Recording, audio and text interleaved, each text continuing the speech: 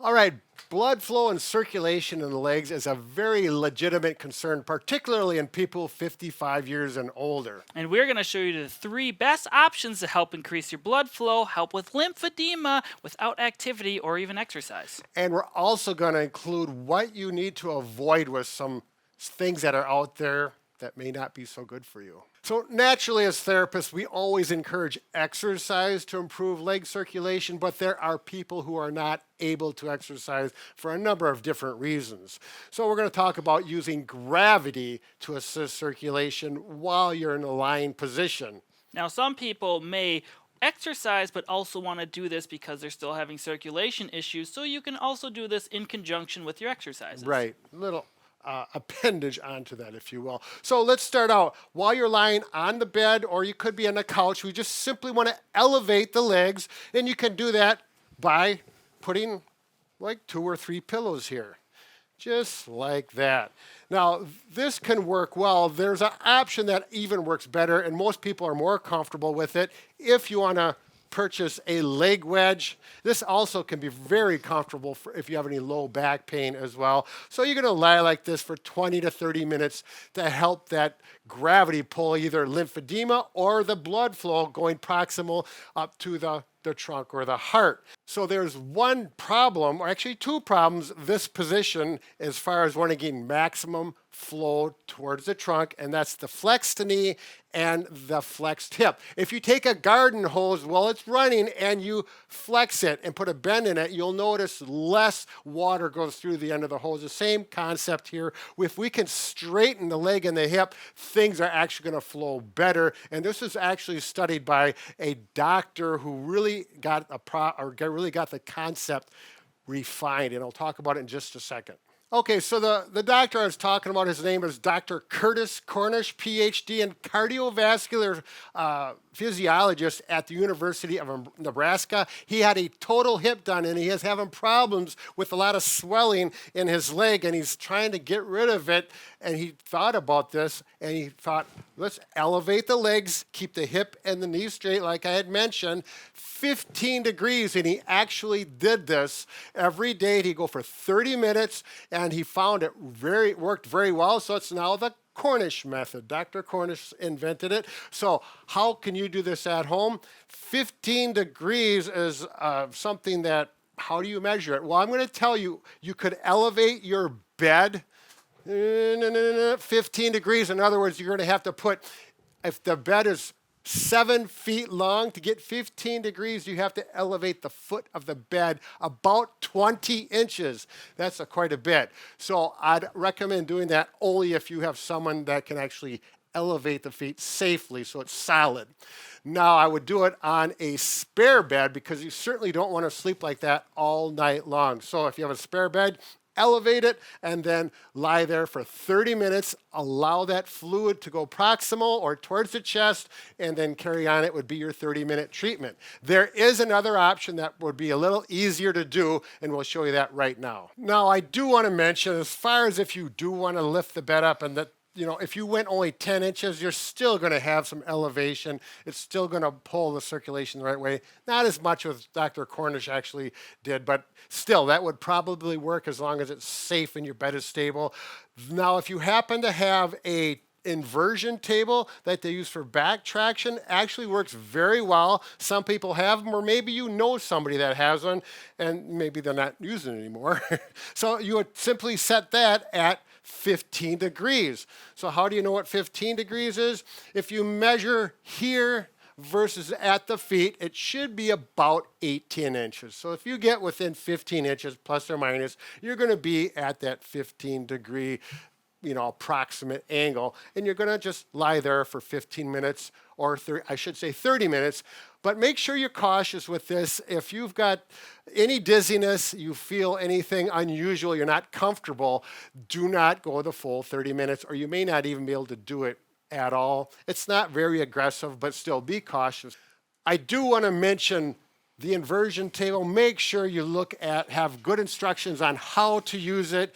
There are videos, actually Bob and Brad have videos on how to use an inversion table as well. We recommend Teeter because it's an excellent product. One of the reasons why it's excellent is they have specific videos from the factory demonstrating exactly how to set it up and use it. Highly recommend it. The second option is get some sort of compression garments for your feet. First, we're going to talk about Tuba Grip, which Brad is holding here, and I have on my right foot. To get these, you can order them online. Make sure to get the right size for you. If you're having trouble ordering, you can certainly see your doctor, and he or she can tell you what size to order. When putting them on, you want to make sure they're on the ball of your foot down here and run up to just below the knee. This one is a little short for me. You also want to make sure they don't start rolling down because this can cause a tourniquet and all the pressure coming up will get stuck right here and not go into the trunk where it needs to go. Now the next option is some sort of compression sock. Now these are a little different and Brad will explain how they work. Okay, before we get into the compression socks that are very specific, the Tuba Grip, actually the doctor probably won't tell you how to cut it because usually it's the physical therapist, occupational therapist, or the nurse that may help you with that. It makes it a little easier for the doctor. Okay, if we're going to look at the compression socks, they're very specific and they're made with specific compression and it's different in the foot and the ankle. A very common compression is 20 millimeters of mercury. That's how they measure it. And it may be 15 millimeters of mercury at the calf. That way they squeeze tighter here and less here, forcing that fluid, whether it's blood or lymphedema, upwards where it's supposed to go.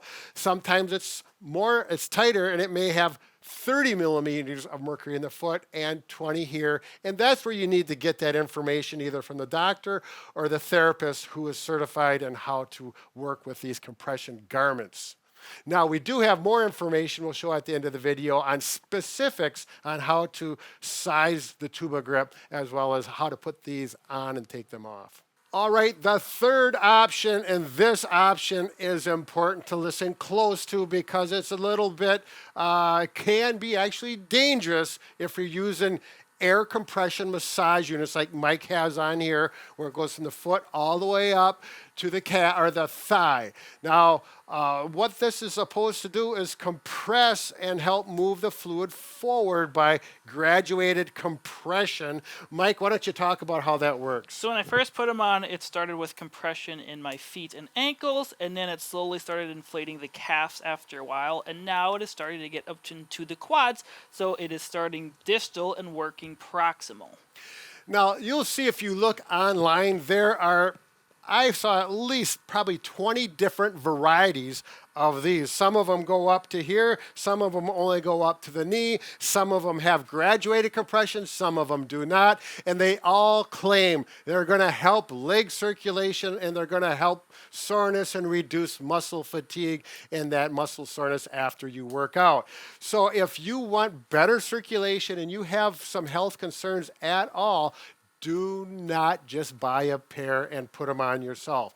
If you have lymphedema and you use these, it may push too much fluid up too fast, overloading your system and causing problems. If you have heart problems, it's an issue. So it's very important. If you use these, you need to see a doctor, and then a doctor will send you to a therapist typically or someone who's trained on how to use this and educate you to use them properly so it's done safely. Now, as far as people like Mike, he's a runner, he has zero health problems. He could go ahead and purchase these without any risk. And the research on it is not very clear as far as if it does help muscle soreness or not. If it feels good, do it. They're very expensive, by the way. Yeah, they're not cheap. They are anywhere from $100 to $1,000, depending on the pair. And they do feel nice, but I didn't really notice any increased recovery after using them. And actually, if you get the ones that will be used by professionals and teaching you how to do it to get actual circulation problems up safely, those are much more than $1,000. I haven't looked up the price, but I know they're even more than that. So yes, they work, but you need to use them properly and get the right product. All right, so I hope this video was helpful for you. So remember, keep the circulation going in the right direction and be careful. And if you want to watch more videos on how to improve your leg circulation or even lymphedema, we'll link a couple here, and some of them get more descriptive on how to use a tuba grip properly. Bob and Brad, the two most famous physical therapists on the internet.